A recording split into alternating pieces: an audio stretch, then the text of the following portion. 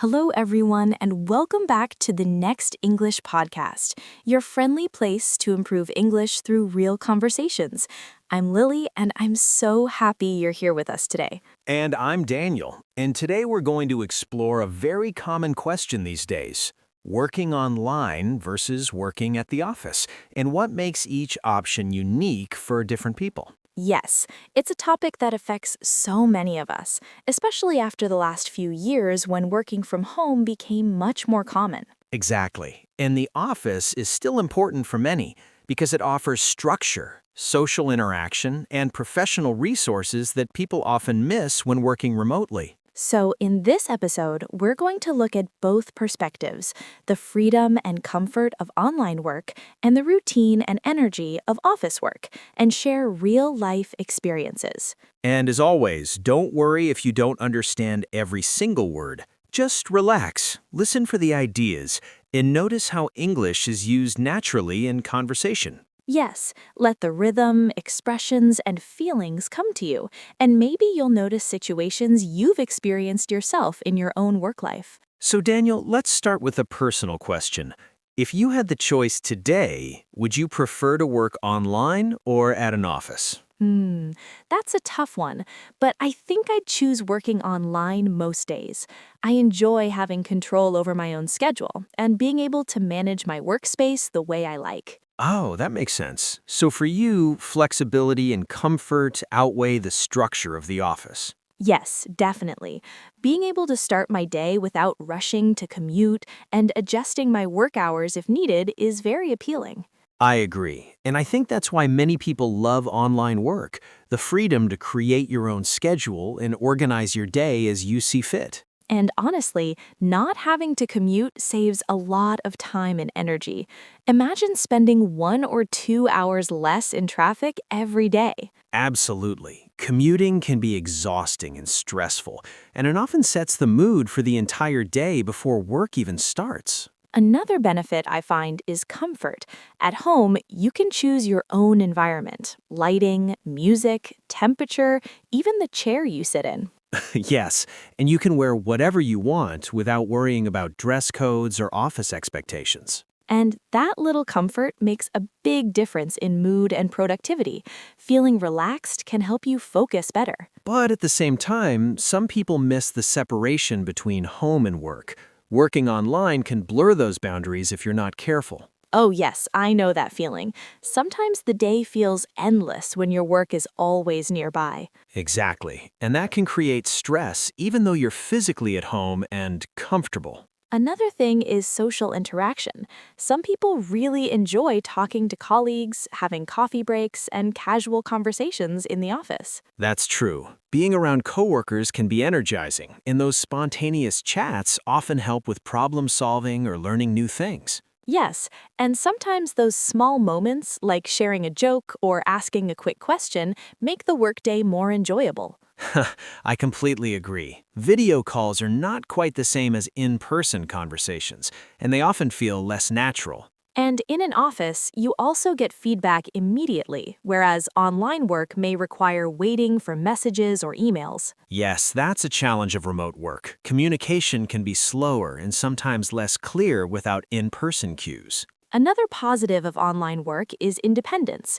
You learn to manage tasks, deadlines, and your time without constant supervision. Very true. That self-discipline can improve your skills and make you more organized over time. But some people feel lonely when working online, missing casual interactions and teamwork energy. That's very real. Isolation can affect motivation, mental health, and even performance if someone isn't used to it.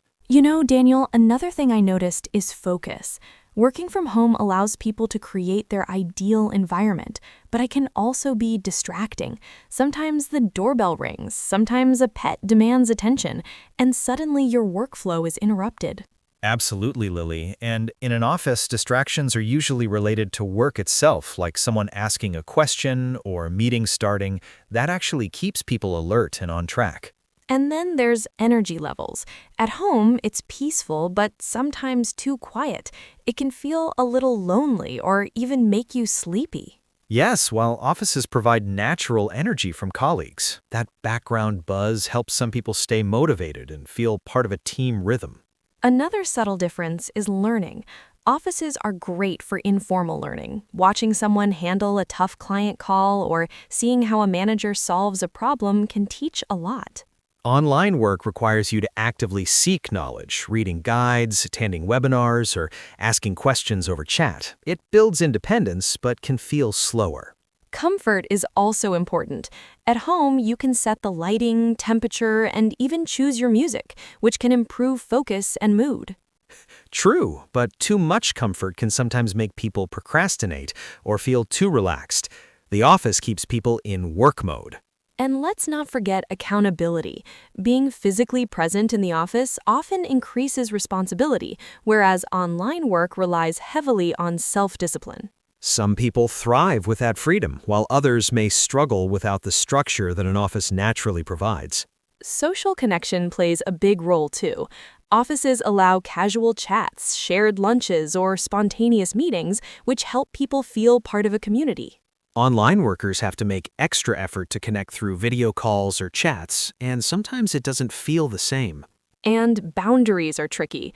At home, it's easy for work to spill into personal life. Sometimes people check emails after dinner or work late because the office isn't separating the roles.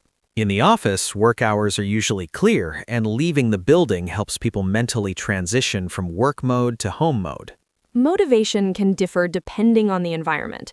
Offices energize through social presence and deadlines, while home workers rely on internal motivation and planning.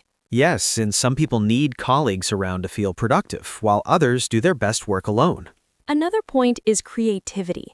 Some people find inspiration in solitude, while others spark ideas during team discussions. Exactly. Sometimes overhearing a conversation in the office leads to a brilliant idea you wouldn't have at home. Breaks are also different. At home, you can take a walk or make tea whenever you want, but it's easy to overwork or skip rest. Offices often provide structured breaks, and seeing others step away reminds you to pause, which is helpful for mental health. And routine is a subtle factor. Offices have predictable rhythms that some people find comforting, while home workers need to create personal routines. But once these home routines are established, they can feel very rewarding, like you are in control of your day. Work-life balance is another consideration. Online work allows more flexibility for personal activities, but it can also blur the line between work and personal life. Offices create clearer boundaries, which some people prefer, though flexibility is limited. Another difference is energy management. Home workers can align work with their natural energy peaks, while office workers must follow the collective schedule. And this is why some people feel more productive at home, while others thrive in the office environment. Commuting also has an interesting role. Some people enjoy commuting as a mental transition, separating home from work. Online workers need to create alternate start-of-work rituals, like a morning walk, stretching, or making a special coffee. Motivation can be subtle. In offices, seeing others work encourages focus, while at home, people must consciously maintain energy and productivity. And online work requires more self-discipline, but it also allows greater control over breaks, workflow, and comfort. Even if someone is a student right now, they can start with small habits. Learning about money is just as important as learning about medicine or math. Time is the most valuable asset. While you are young, you have the power of time on your side to grow your savings. I think it's best not to waste precious hours on things that don't help you become a better person. Use some of your time to study and plan for your future. It helps to write your goals down on a piece of paper. You could put that paper on your mirror or your desk so you see it every single day. This simple habit keeps dreams fresh in the mind. It reminds you of why you are working so hard and why you are saving your money. For example, when you feel tempted to buy something you don't need, you will remember your goal and put that money back in your pocket. Every small choice made today is a brick in the house of the future. You want to build a strong house, not a weak one. Think of every dollar saved as a little worker. You want to have a huge team of workers helping you build your dream life. I love that image, Daniel. Every dollar is a worker. If you spend it, that worker is gone forever.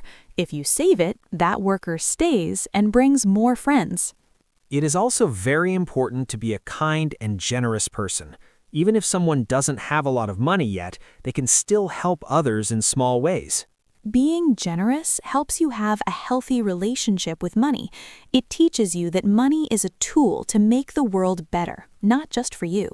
You should always be the master of your money. Don't let your bank account decide if you are a happy person or a sad person.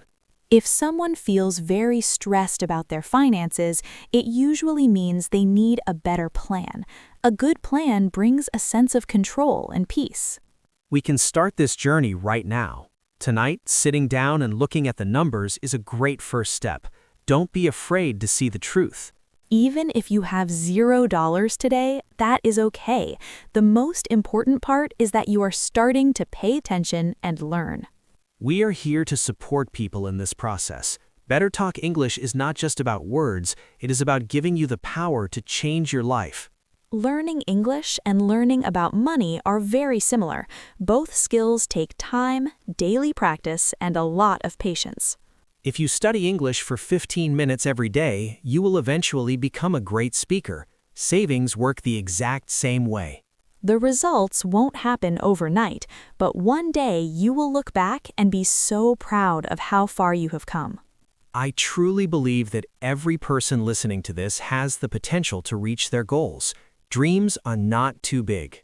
Social moments are important. Casual hallway chats or lunch breaks in the office help people feel connected. Online workers create social moments intentionally, virtual coffee breaks, video chats, or messaging threads. Another subtle point is problem solving. Offices allow immediate support, while online workers need to find solutions independently. This independence fosters resilience, but can feel challenging without peer support. Another interesting point is career growth. Offices provide visibility to managers, networking, and mentorship opportunities. Online work develops adaptability, digital skills, and self-management, which are increasingly valuable in modern workplaces. Small rituals matter a lot. At home, morning coffee, playlist, or a walk sets the tone for the day. In offices, shared routines like team coffee breaks or lunchtime chats create comfort and connection. And breaks influence energy. At home, you can take breaks anytime, but you must self-regulate. And work rhythm is different. Offices have structured start and end times, while home workers create their own schedules. This flexibility can be empowering, but also requires discipline to avoid overwork. Hybrid work brings the best of both worlds, autonomy at home and social support in the office. And it allows workers to adapt depending on tasks, mood, and energy levels. Motivation fluctuates. Some people need the presence of others to stay engaged. Others perform best alone, free from constant interruptions. Creativity is influenced by environment too. Solitude at home can lead to focused thinking. Office energy can spark new ideas through collaboration and spontaneous discussion. Boundaries are key. Online work challenges boundaries, while office work provides a natural separation. And hybrid models give people a chance to set their own balance between work and life. Mental health support differs too. Offices provide proximity to colleagues and HR resources. Online workers rely on self-awareness, planning, and digital connection to maintain well-being. Networking differs too. Office workers have in-person connections. Online workers connect globally. Both offer opportunities, one local and immediate, the other broad and flexible. Some people love commuting as preparation and transition for the workday. Home workers need their own rituals to create the start of work mindset. Independence grows in online work, while teamwork skills flourish in offices. Each style teaches unique skills, self-discipline versus collaboration and social awareness. Comfort, focus, routine, and energy, all of these are balanced differently depending on environment. And both require awareness of personal needs and work style to be successful. Breaks and pauses matter more than people realize. They recharge energy and reset focus. Offices have natural cues, while home workers must consciously schedule them. And let's talk about emotional connection. Office interactions often bring joy and motivation. At home, connection must be cultivated through calls, chats, and online community engagement. Work identity also shifts. Some feel professional in the office, while home workers feel empowered by independence. And energy management differs. Some thrive with social presence, others with solitude. Small rituals, personalized spaces, and control over environment are huge advantages of online work. But offices provide shared culture, spontaneous learning, and social connection that is hard to replicate online. Flexibility versus structure. Each has advantages, and the choice depends on personality, tasks, and mood. Some days you may want freedom. Other days, a structured environment might feel more productive. Cost factors differ too. Online work saves commuting and meals. Offices provide perks like coffee, snacks, and shared resources. And these small perks contribute to morale, culture, and feeling part of a community. Learning opportunities continue to differ. Offices allow informal observation, mentorship, and quick feedback. Online work requires proactivity, research, and digital communication, building valuable modern skills. And hybrid options are growing because they combine autonomy with social connection. This flexibility helps workers choose the environment that suits both task and mood. Motivation, productivity, energy, comfort, creativity, all of these factors vary depending on the environment. And recognizing your needs is essential to make the most of any working style. Social interaction remains key. Offices offer spontaneous chats and collaboration. Online work requires planned interaction, which can be less natural but allows global connection. Another point is professional growth. Offices give visibility, networking, and career support. Online work builds independence, adaptability, and digital skill sets.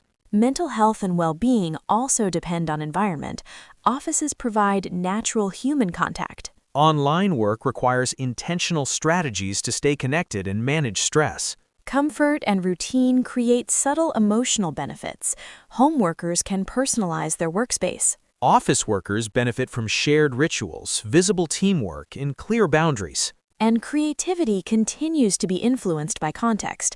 Some thrive in quiet focus, others in energetic collaboration. Motivation and energy management require awareness in both environments. So as you think about your own work style, notice what makes you productive, comfortable, and happy. And remember, neither style is perfect. Each has advantages and challenges depending on tasks, personality, and lifestyle. If you enjoyed this conversation, take a moment to reflect on your own preferences and habits. And share them with us in the comments. Do you feel more energized working online, or do you love the office environment? Think about the routines, small rituals, and interactions that make your day smoother and happier. And consider which environment supports your focus, creativity, and well-being best. If hybrid options are possible, explore them. Some days you may want home, other days office energy might be needed. It's about balance, flexibility, and understanding your own workflow. Thank you for joining us today on the Next English podcast. We hope this discussion helped you think more deeply about your own work habits. And if you found it useful, don't forget to like this episode, subscribe to the channel, and share it with friends who are navigating work choices. Let us know in the comments, do you prefer online work, office work, or a mix? What routines or small habits make your day better? This is Lily, and this is Daniel, and you've been listening to the Next English podcast. Take care, and we hope your week includes productive, enjoyable, and balanced work moments. Bye!